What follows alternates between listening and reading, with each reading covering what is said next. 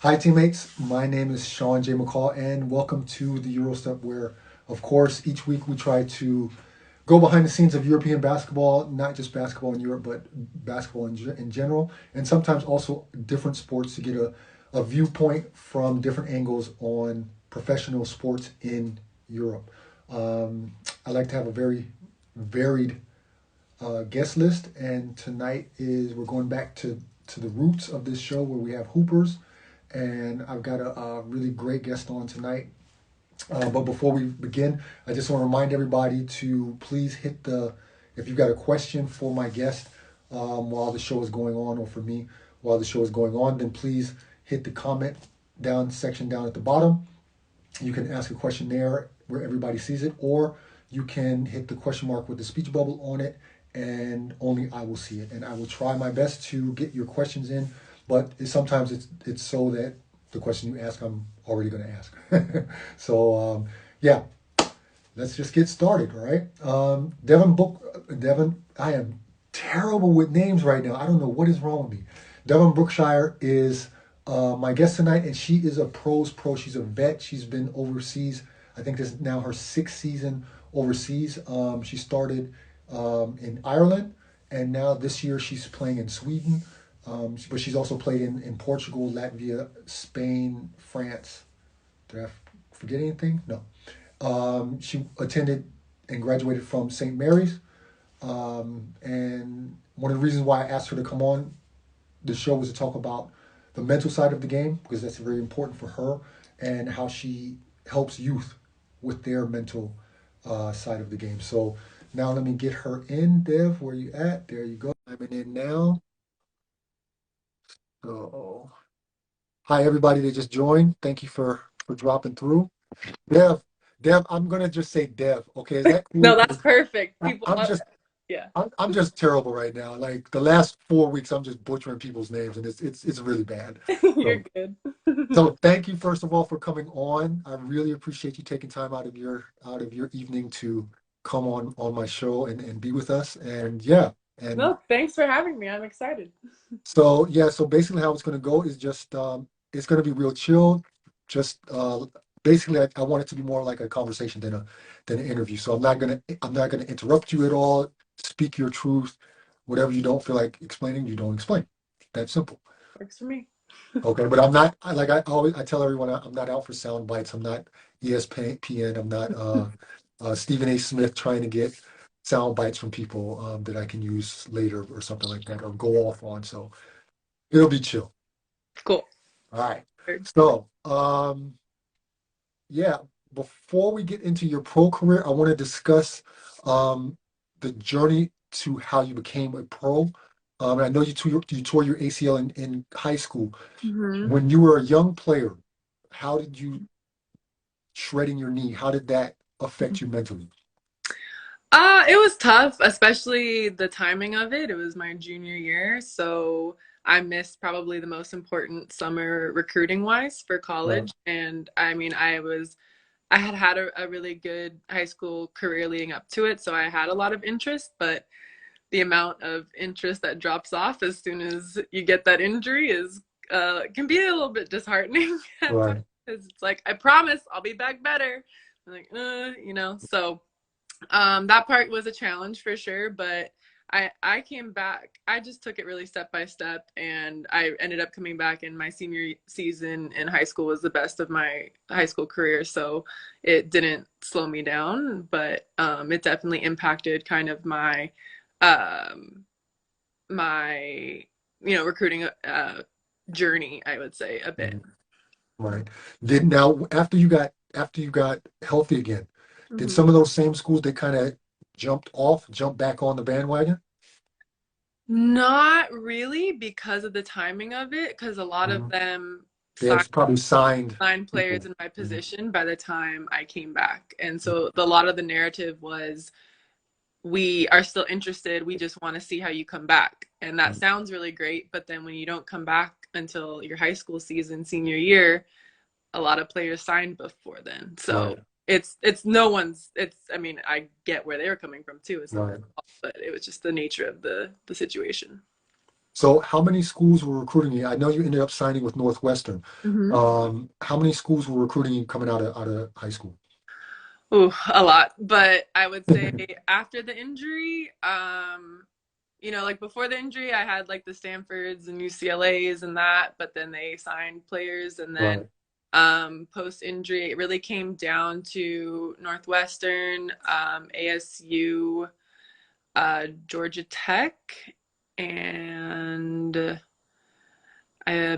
yeah, I think those were kind of the main three that and I ended up taking official visits to ASU and Northwestern, and so. How did you like? I took a official visit to ASU. How did you like ASU?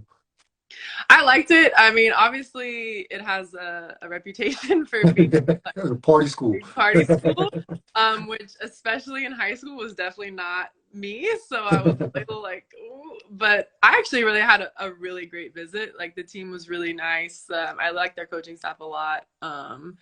But when I went to Northwestern, I just felt like as a whole, like their school and the school and the basketball kind of fit my personality and my kind of yeah, a bit better with especially with like the strong academics, and that was really important to me. So So you end up going to Northwestern, but you didn't stay your whole career. What happened? um basketball wise, it didn't end up being the best fit for me, and that happened. So I think I had just to make I gave it, I think I had a pretty typical freshman season where I went, I ranged from not getting on the floor to playing 31 minutes, and so it was, I think, pretty typical, so nothing too alarming. And then Right. going into the off season, I was talking with coaches, what can I do in the weight room, like getting stronger quicker, all that. And then just sophomore season didn't turn out the way I expected, or was kind of foreshadowed, which happens. And I just didn't see the situation changing too much going through my career, Right. because we were a pretty young team. So at that point, I just made the decision to explore other options in a situation that I felt like I could really show my strengths and stay on the floor a bit more. Was there the transfer portal back then when you transferred? Definitely not like how it is Not now. like it is now, right? No. So what was the process for you when you decided to transfer? How did you get in touch with St. Mary's, or did they get in touch with you, or how did that come? I had an AAU coach that helped me through it. Right. So he kind of, by December of my sophomore year, I pretty much knew that that's what I wanted to do, but obviously you can't really do that, like tell anybody outright. So I just kind of had him reach out to schools just to see if there would be any interest, do Right. that, like if I made that decision. And then by the time my season was over, I had a few schools that were interested. And then once I announced the transferring, then I just took the visits at that point and made the decision to go to St. Mary's. So it's the transfer portal, speaking of that, is really crazy right now. So for Mm, those of you that don't know, in college basketball in the States, if you want to change schools, if you want to transfer to another school, you can literally put your name in a system, and schools check that, and then they'll pretty much re-recruit you again, and you go through the same process and figure out what school you would like to go to. I mhm, think that's really changed college sports. I don't know if it's for the better or not. I don't know. I'm not sure, but um, I think that it sometimes takes a strong person to go and to change schools, because of course when you're young and you go to Northwestern or whatever school you go to, you imagine yourself being 4 years there. yeah, Of course, that's where you don't think, okay, I'm gonna be here for 2 years and I'm gonna leave. yeah. Um, did you have like help, outside help, like from your parents or anything? Because probably your sophomore year wasn't the greatest, so you maybe weren't feeling so comfortable anymore mentally. Did you have anybody that stood by you during that time? My parents are always super supportive and have been throughout my career, and so they were really kind of helping me keep my head on straight, I would Mhm. say. I also had a few close friends on other teams at Northwestern at the time, so they were kind of aware of what was going on, so I felt like I could confide in them. It wasn't that I wasn't close with my teammates, but it's just, I wasn't gonna be necessarily, you know, have them as the go-to. Right. Of course not. Yeah. I mean, of course, if you make a decision that you're thinking about leaving, then you probably shouldn't broadcast it too much because then Exactly. you're No one. gonna because if something happens and it doesn't work out, then everybody's like, oh, you said you're leaving, you know. Yeah. And the coaches probably wouldn't be too pleased with that either. No, no. So you go to St. Mary's. Was it what you expected? I would say for the most part, yeah, I think it was a really great environment. Definitely a smaller. So like classes were a bit more intimate. You know, you only had like 20 people in a class. Professors knew your name. So that part was different. I mean, I enjoyed it because I got, you know, you get that kind of attention. But it was just it was a really good experience, really great people. Still, you know, keep in touch with the coaching staff and all of that. So I was there for 3 years. Sat out my first year. First year transfer rules. And then played the second 2 years. Was able to get my master's my fifth year, so that was a nice bonus from that. So yeah, overall, definitely a good experience, and I think the ended up in the right spot for me. So you ended up majoring in, you got your bachelor's degree in psychology, right? And then your master's in kin, kin, Kinesiology. thank you. Okay. Yeah. And so explain to the viewers out there what that is. Kinesiology? Yeah. Yeah, so it's essentially sports science, and it's very dependent on the program that you take. So some programs are much more science based. The master's that I took was more, I would say, coaching directed toward people that want to get into coaching. So it covered some science, and research, but it also covered sports psychology. It covered marketing and business as it relates to sports, and it was a nice, like, broad kind of overview of just all these different facets of sports besides just playing. So I really enjoyed you know, thinking about athletics and kind of from different angles. Um, did you choose that as a master's in kind of in the thought of what you could do in the future? Was that like, of course, everybody does their major or their master's about what something they want to do in the future, but did you already have a plan in your head? Okay, I'm going to do this so that I can do this. Yeah, so I plan to coach when I finish playing. And that program was definitely the perfect slot for that. So that was why I went with it. What did you do your master thesis on? We actually didn't have to do a thesis, so that was you could choose. So it was either a thesis or 5 comprehensive exams from their like core curriculum, and I'm one that enjoys or prefers taking tests. So it was all written, but it was just like it's different. Yeah. Yeah. Yeah.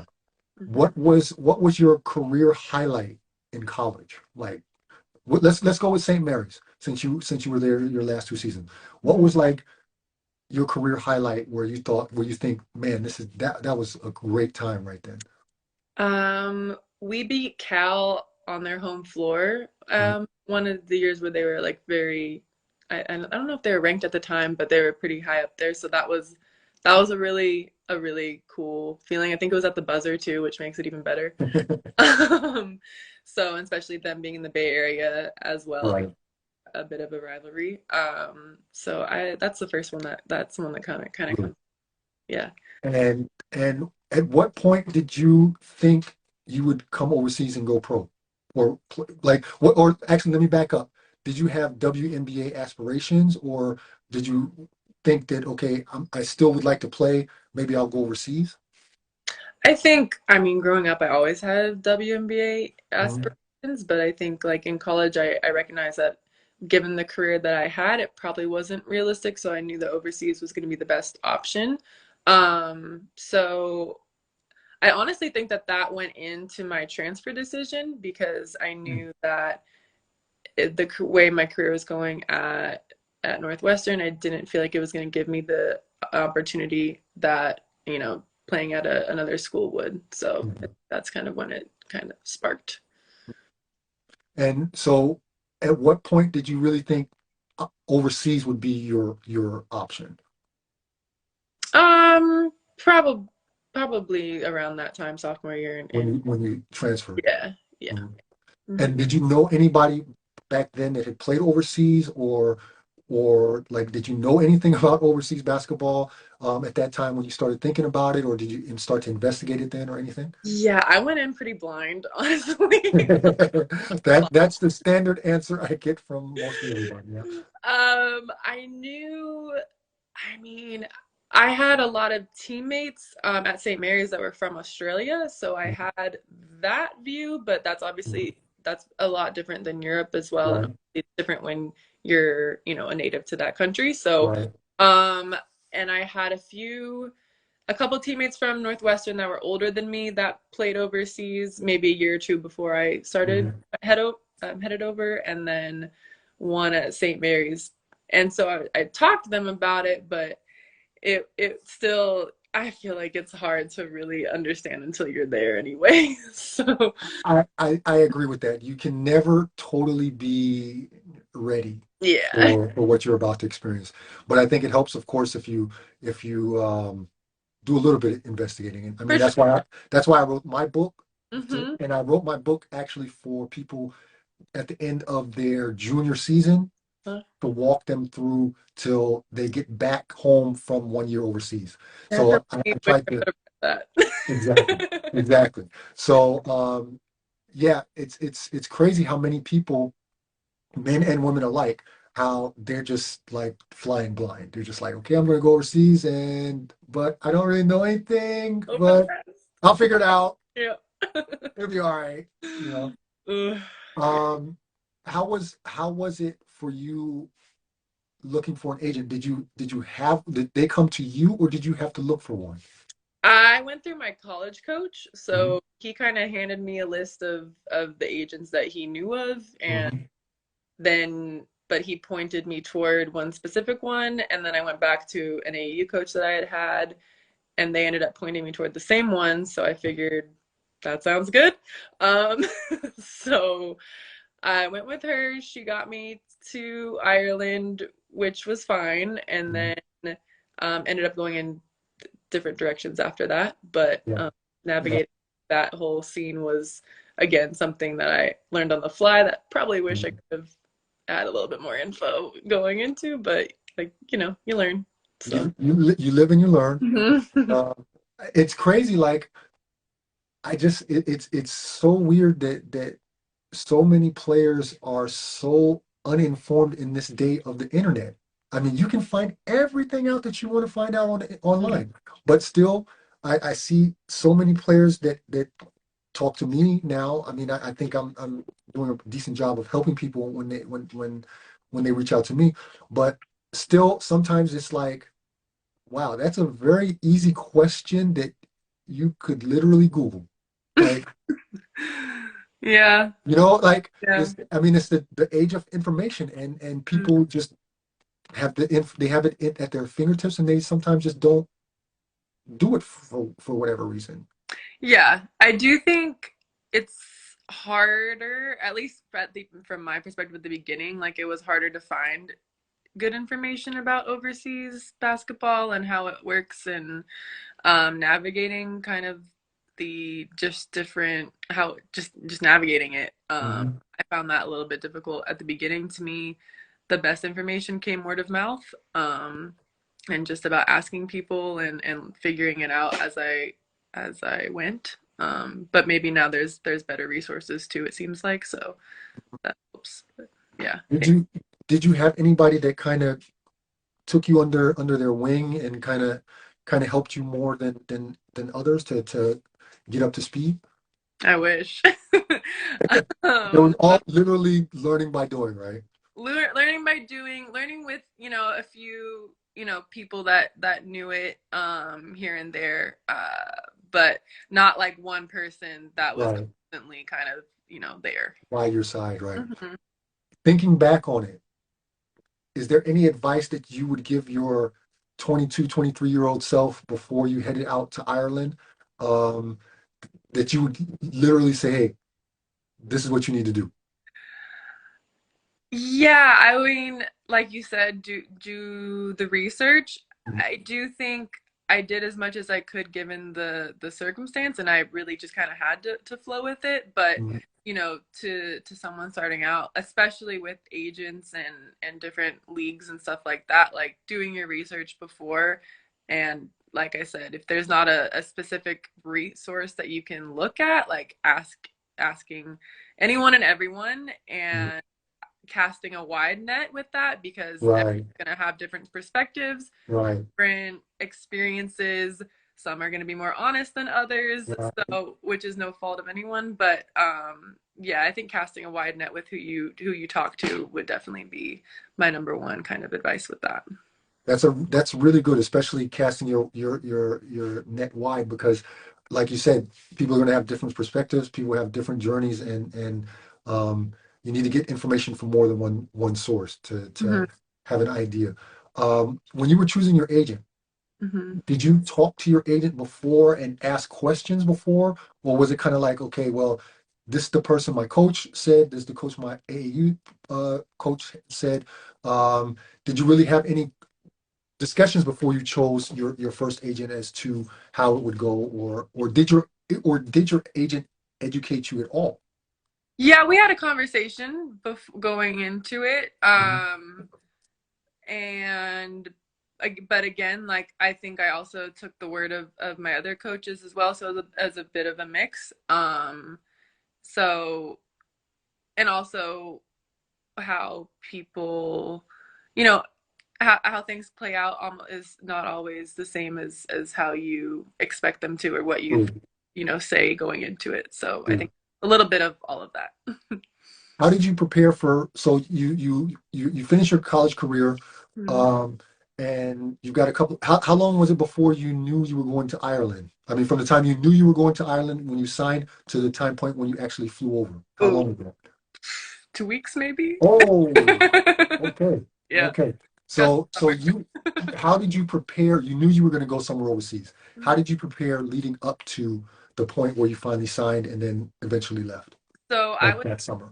yeah, I was still finishing my master's over the summer, so I was on campus most of the summer, training. I trained with, I saw a trainer outside of school just to get like a better perspective. So I was with him a lot, and but then using like St. Mary's facilities when I could. So Mhm. basically just doing that the whole summer, and then I came home for maybe a month at the end.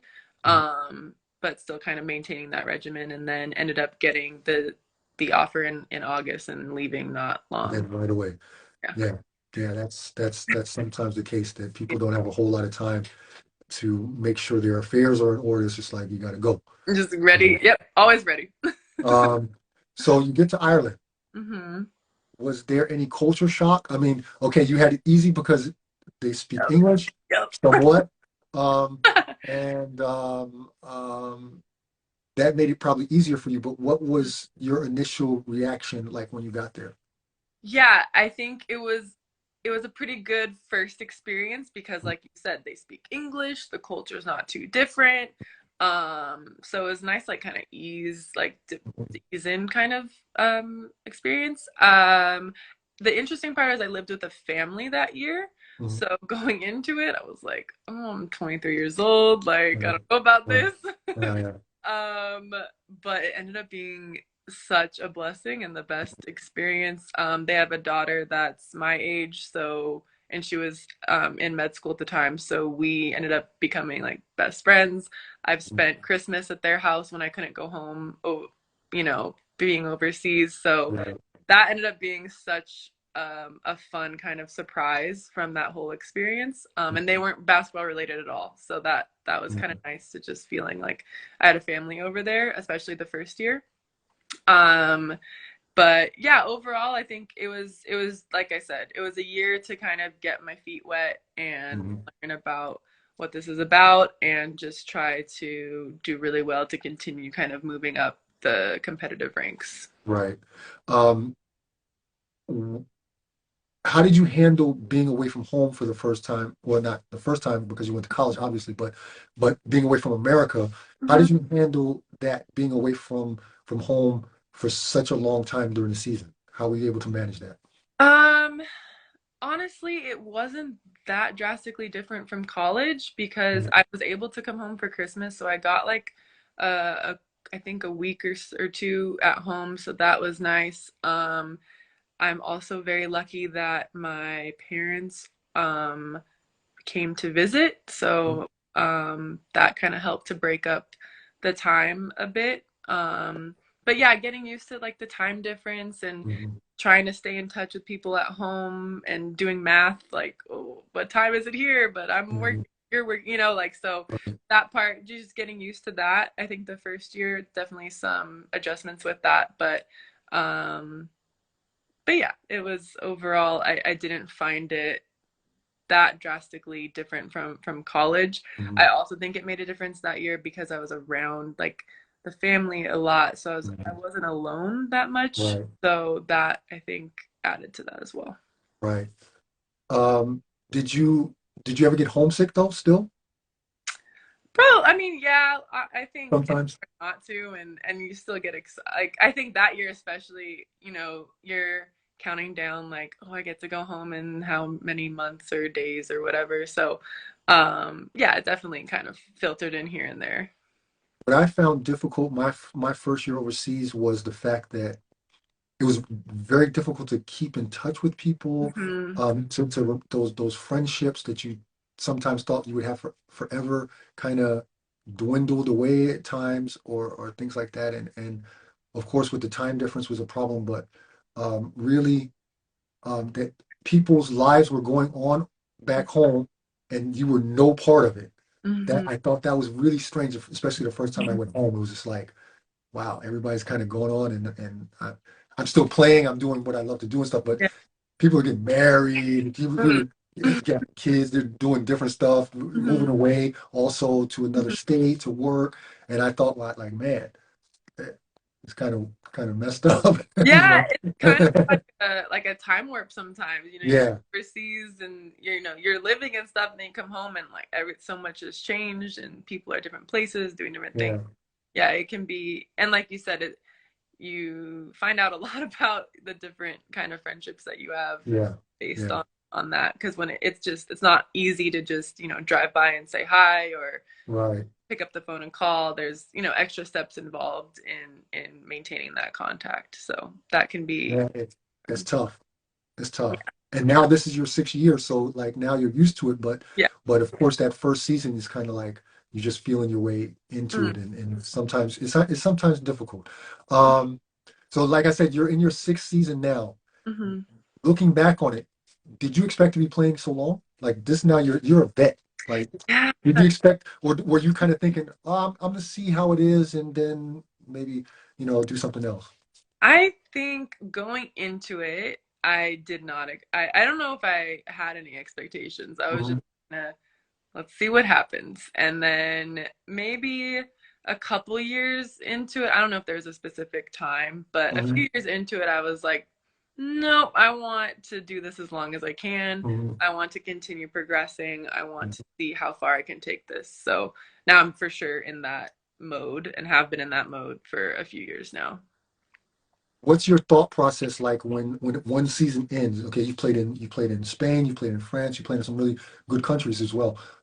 What's your thought process like after a season ends, um, as far as what your next step will be? And like, of course, you have to talk it over with your agent. That's a big factor. Mhm. But um, what are your goals when you think about, okay, next season I need to do this, or I would like to go here or something like that. So what's your thought process like? I think my thought process is finding the best, like obviously the best league that I can play in, just competitively, and then beyond that, the best kind of overall club situation. I think the longer that I've played, the more I've learned how important that is. I Um, was just gonna, that was gonna be my follow-up question. Go ahead. so yeah, talking to former players from clubs, especially like the imports, and seeing how it was, again, sometimes you get good information, sometimes it's not so great, but that's okay. And yeah, trying to just like, like we talked about before, trying to just do a little bit more research of what I'm getting into instead of going so blind. Obviously, there's, you know, you never really know the full story until you No. get there. Yeah. But yeah, I start with, what's the most competitive place that I can be at, but where I can still produce and play in a system that works for me and for my game, and hopefully under a coach that supports that and can help me progress as a player. And then how our team is looking, and then the club and how they operate as well. So yeah, so my follow-up question was going to be, how important is it as you've gotten older?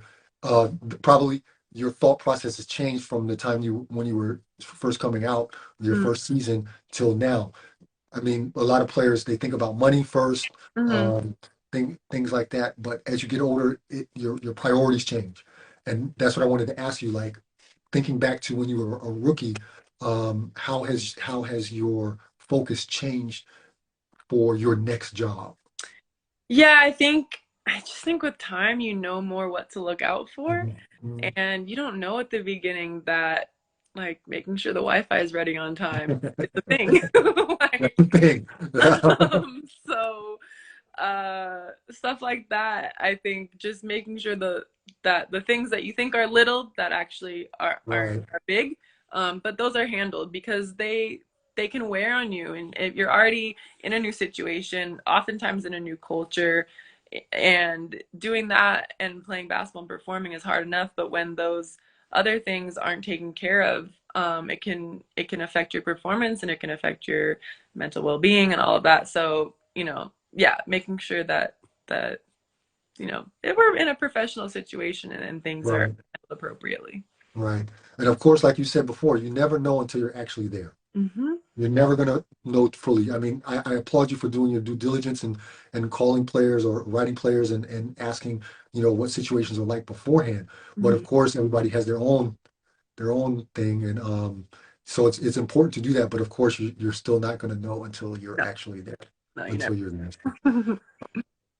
So yeah, what you've kind of moved around a lot. You've played in a lot of different countries. Mm-hmm. Was that a conscious effort on your part that you wanted to see different places, or was it league dependent?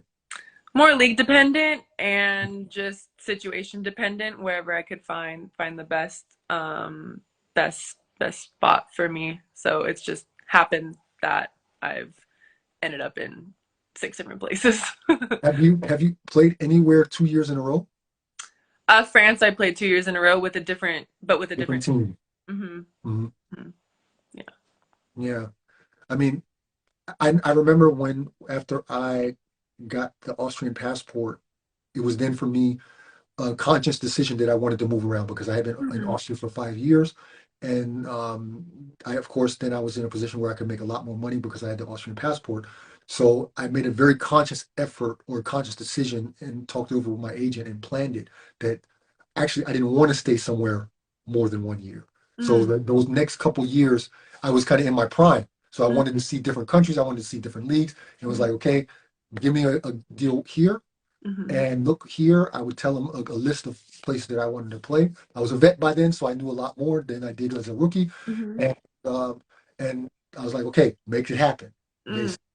Um, and then, of course, as I got older, then it was like, okay, I need to kind of settle down somewhere. I need to figure out, be a little bit more stable, kind of mhm. slow down a little bit. And then that's when I started staying at teams for more than 1 year. Mm.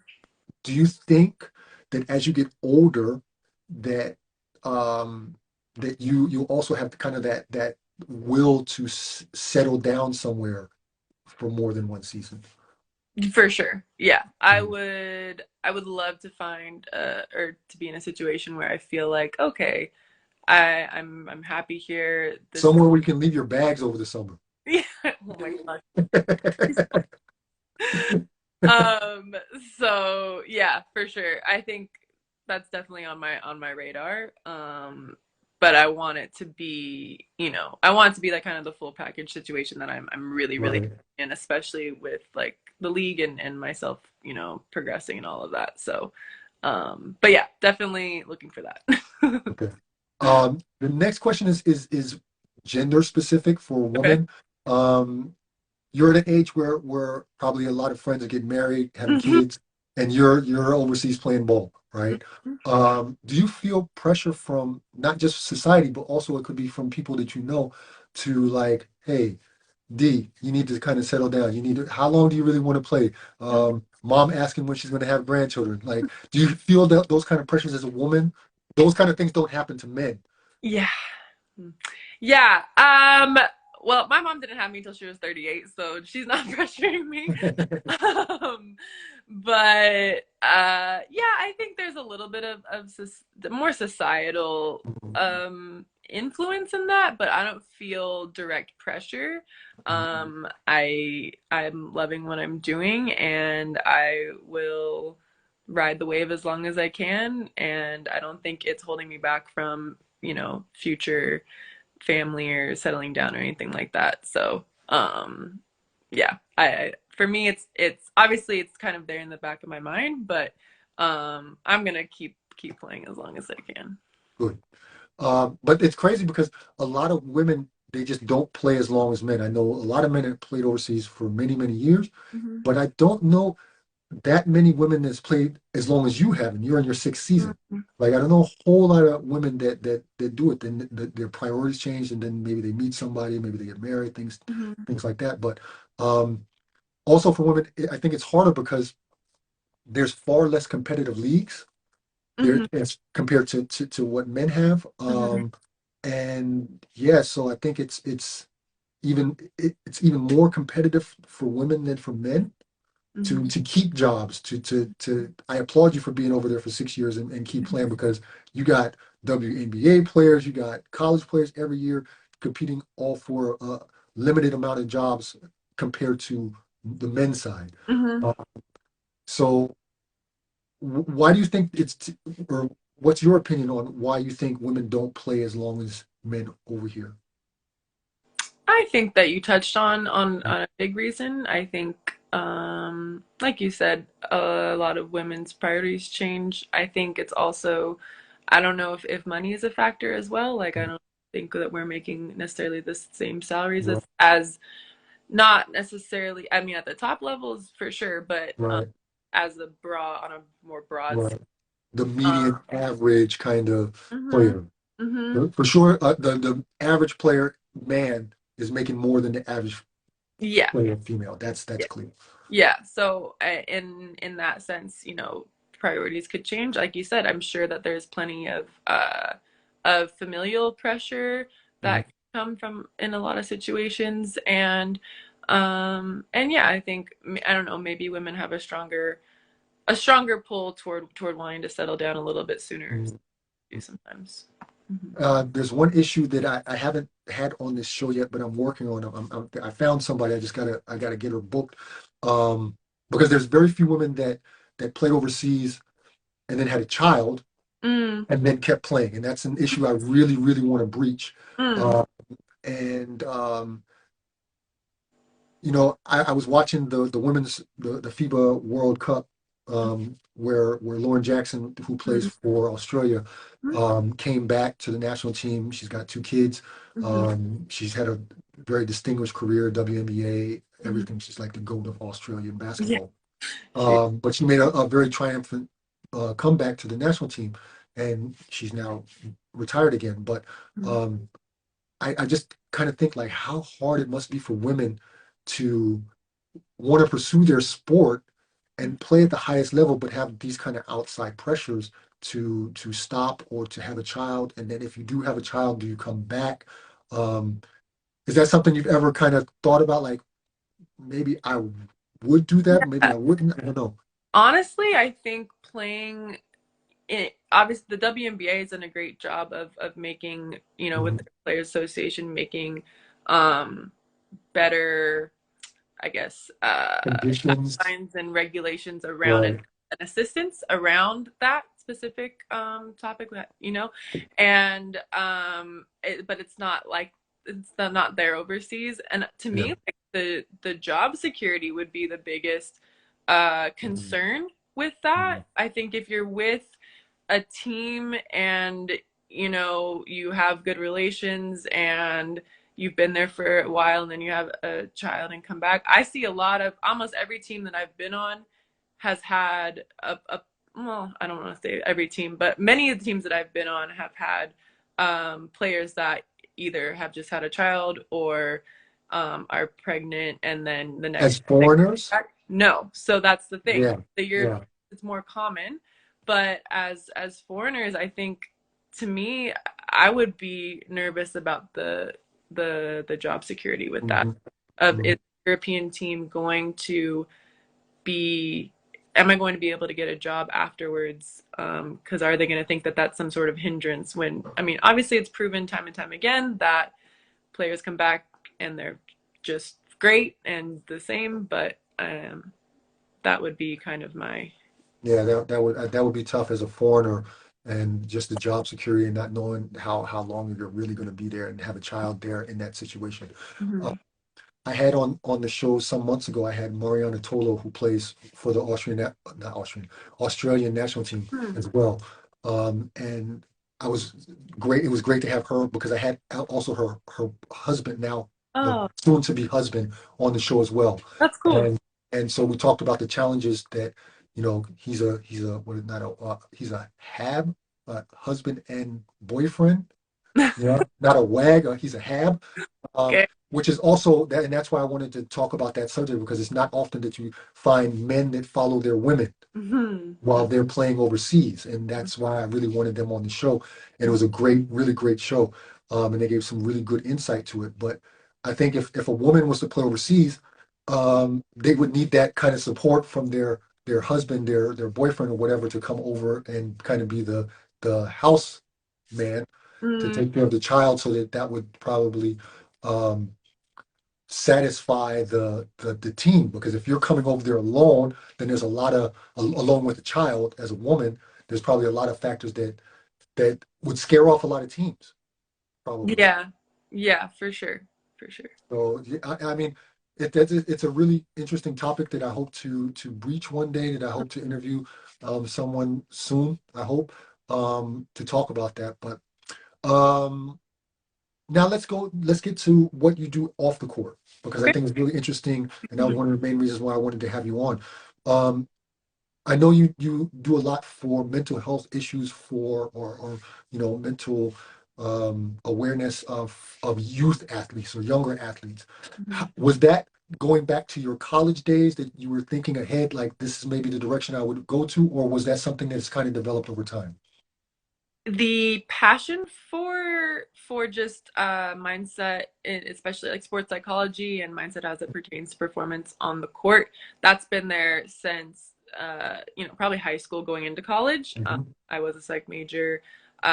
Especially I think in high school I recognized that for me the mental side at times could be a lot more challenging than the physical side of basketball, and how can I help this. And so I think just learning about it, working with sports psychologists, all of that just got me really interested into specific, tools that I can use to help, my how I feel on the court and my thoughts and all of that. And then a year and a half ago or so, I learned about an organization called Rise Athletes, which paired professional athletes of all different sports with basically high school, some college um, athletes, with the idea of one-on-one mentoring for mental health and mindset development. Hmm. And when I saw it, I actually had a player I went to high school with. He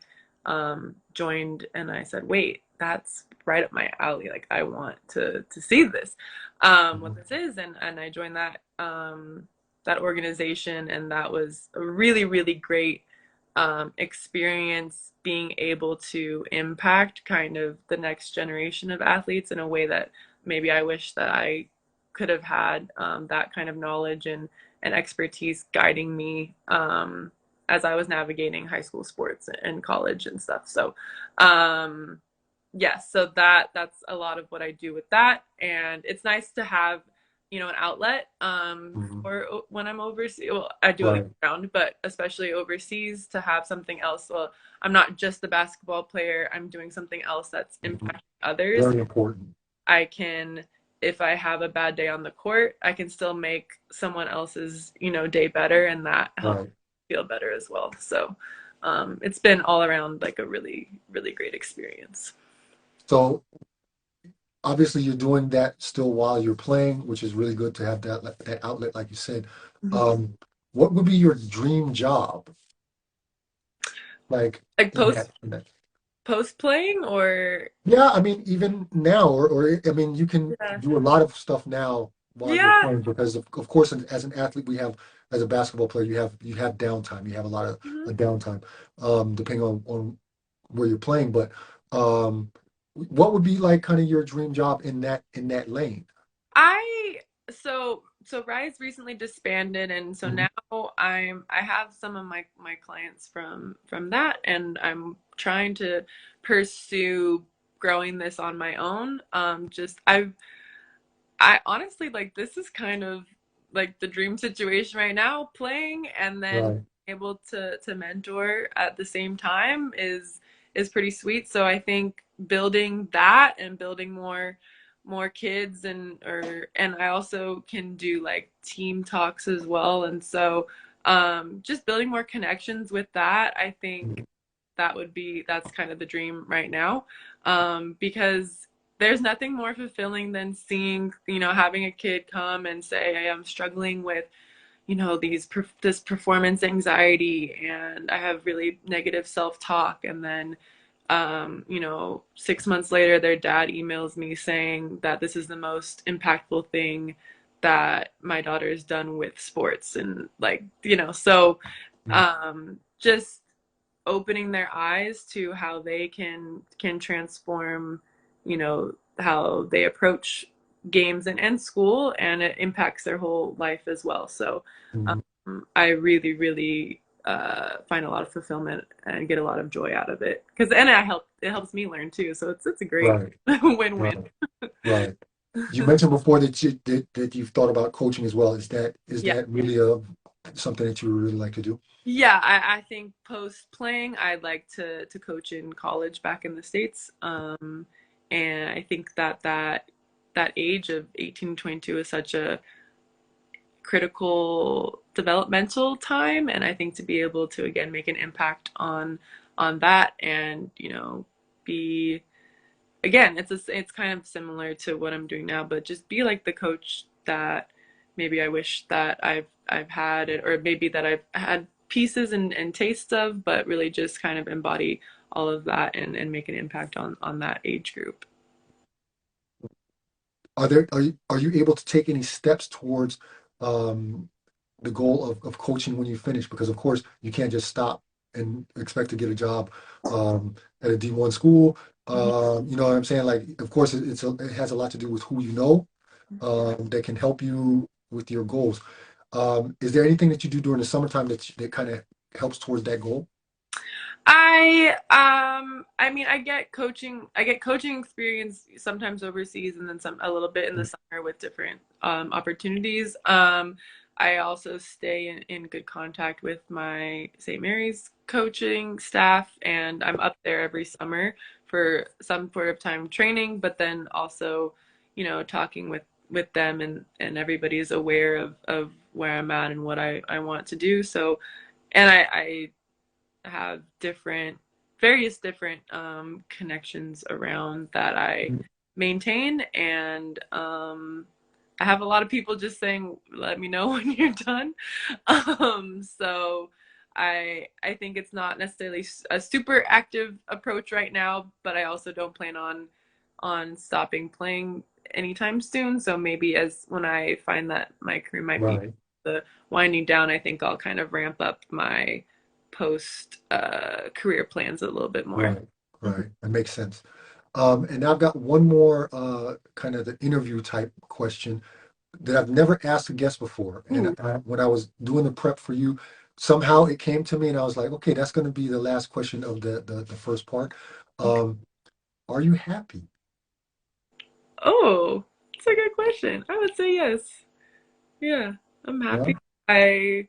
I'm doing what I love. I have a fantastic family and friend and support system, and I get to experience new places, new cultures, and also pursue the mindset coaching too, and make Mhm. an impact with the youth. So yeah, overall, I'm happy pretty much. Doesn't mean Good. there's bad days, but Yeah, of yeah, course. But overall, you're happy. yeah. Good. I'm glad I asked you that for some Yeah, reason. that's nice. Um, so that's the kind of interview stuff. Now, I've only got a couple more questions for you, and then I'll let you go. Just kind of like quick, funny kind of questions. Oh boy. Um, Kiss, kill, or marry? The last countries you played in: Portugal, Spain, and France. We're not going to count Sweden because you just got to Sweden, so you don't have the experience of Okay. us playing a full season. Based on, we'll go on living and basketball conditions. Which country do you kiss? Which one do you kill? Which one do you marry? From Portugal, Spain, and France. Portugal, Spain, and France. Kill Spain. Not the country, just the situation. Um, and uh, it's really a toss up with the other two. But we'll say kiss France and marry Portugal in a specific window of time. Okay, I got you. All right. So I've definitely got to ask the follow-up question. Why are you killing Spain? Oof. I was there. I was just really not lucky with the situation. Okay, It was got you. coming out of COVID, Mhm. so a little bit desperate times and great league. But yeah, like lived in a hostel, did not get Mhm. paid appropriately, a lot of All right. toxic situations with that. So I ended up leaving at Christmas actually because it Good just reason to kill Spain. I got you. Don't worry. Um, think back to your very first professional check. Did you buy anything frivolous with your very first professional check? not that I can think of. Were Uh, you, hey, I think maybe it's a woman thing because I've asked this now to two guests and they were both women. yeah. And the other one, I think, Izzy, are you still watching? I don't know. But my last guest that I asked this to was also a woman. She's a professional volleyball player, actually. And Isabel said that she spent her first check on money, on food. Yeah, probably same. Like she like That's, grumped. Like that was her frivolous. Yeah, she's yeah, there. She's still there. She spent her money. Her frivolous spending was on food, that's which I thought was hilarious. But definitely be a me thing too. Yeah. I gotta ask a guy. She says women are a bit smarter with Yeah. their spending. Yeah. So the next guy I have on, I'm gonna ask that question, and I'm sure it's gonna be something like sweatsuits or shoes or True. some watch or something crazy, right? Yep. I can remember my first check was blown blown. Go on. Um, what was your welcome to Europe moment, basketball wise, where you were like, okay, this is definitely different than back home? Oh, like on the court. Yeah, Um, basketball related. I don't know if I can think of a specific one. Probably something with like not getting called because I'm the import or something like. Um, I can't. I don't not like a specific one doesn't really come to mind, but definitely along those lines. Or I mean, learning like different. The travel is so much different than college. Like driving 6 hours to a game that you Right, play in an hour and a half. right, right. I was kind of like, whoa, Off the bus. Yeah. yeah. And So, don't let it be a traffic jam because you got no choice but to change and go. oh, done that. So, that to me stands out more than some of the on the court stuff. My welcome to Europe moment was when I first went into the gym where I would be playing. Mm, And of course, when you're a D1 athlete, I mean, I have a pretty nice college stadium and stuff like that. And I walked in the gym, and this isn't Austria. Austria is not a big time basketball country, especially back then. Um, and it was kind of a school gym, and Mm. I don't know, maybe 500 people maximum. Uh-huh. Walked in here and I was like, "Hey, was this the practice gym?" They're like, "No." Practice gym. I was like, "What the fuck is this? My high school gym is bigger than this." Like I didn't say anything, but I was thinking, "What the fuck is this?" That actually reminds me, in Ireland, I went to shoot like during the afternoon. We had like a night practice that night or something. I went to shoot and ended up getting kicked off the court because they were doing badminton practice. What is this? Like, this is my shooting time. Yeah. Another one that I can think of was seeing on all the lines on the courts. Oh yeah. You got volleyball lines, you got handball lines, you got basketball lines, you got lines on top of lines on top of lines. It's like, where am I supposed to run? Oh, there are some gyms where I had literally have to like walk around the court. Like, okay, this is the color. Like, imprint it in my brain. Okay. What basketball shoes are you playing in at the moment? um, I like some Jordans. I don't know. Jordan? Yeah, it I'm doesn't matter so which bad. one. Yeah, doesn't matter. Look good. They're comfy. I'll take them. Got you. Last question before I get you out of here. Your weirdest fan interaction in Europe. Have you had any weird fan interactions? Mm-mm. Like I asked the volleyball player Isabel, I asked her also like if she has stalkers. Like, do you have like groupies? Not stalkers, but like kind of like groupies. No, I have not. Maybe yeah. I no, I don't think I've managed too weird of fan experiences. Did you ever have a game where the fans were really crazy? um it's so hard because like COVID got like has me a Right, right. um I'm just getting used to playing with fans again. Mhm. My in France I had a really good crowd for home games. Like we had the drums and all of that, and some of the away games would have it as well. But it's never Mhm. anything like super negative. I've heard Mhm. some crazy stories, especially Yeah, on the men's side, yeah, about a lot, just a lot. different. Yeah, yeah. So I haven't experienced that yet. So Isabel, who was my volleyball guest, she write. I now I know what she's talking about. She wrote, "I got a bunch from your page, by the way." So basically, I think she means that from our interview, she got a bunch of stalkers. So be prepared for some groupies Woo! hitting you up after this interview. You know, ever since our interview, I had like 5 to 8 guys try. So yeah, so. Yeah, Maybe, who knows? Maybe excellent. from this So, interview, you so will next find your time future I'll have a husband or story something. for you. Yeah, I'll have a Yeah, story for yeah, you. yeah. Stalker. We'll see. I'll check back with you and see if my page this interview was the catalyst to you having a harem of groupies. Yeah, we'll see. So, so yeah. But say, Dee, thank you very much, Dev, for coming on. I'm gonna let you get out of here. I appreciate your time, and you really were a great guest. I'm gonna let you get out of here. And like I said, I really appreciate everybody that comes on my show, and I hope it wasn't. This is your first live interview, and Yeah. I hope it wasn't too bad for you. That it was. No, it was really enjoyable. Thank you so much for having me. It was great to be on. Thank you very, very much. And if I can ever do anything for you, please let me know.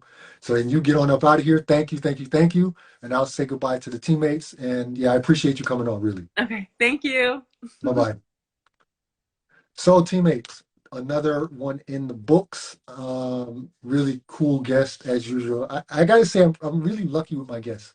I'm pretty satisfied with the quality and the stories and everything from my guests. And I hope, of course, that you learn something, you take something from these guests and can use it for your own life or career or also maybe for someone else. And please, if you do find something of interest, please pass it on to someone that may need it, or let me know if you need some help with something as well. That's why I'm here.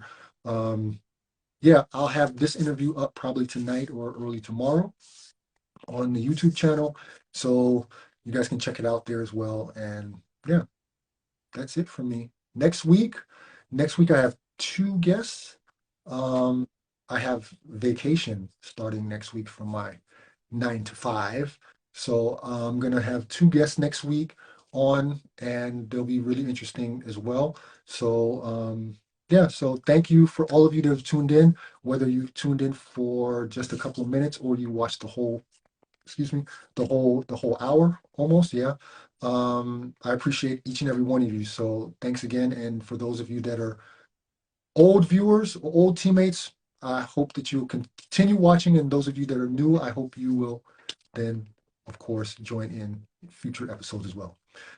Like usual, I hope everybody's healthy. I hope everybody's family is doing well.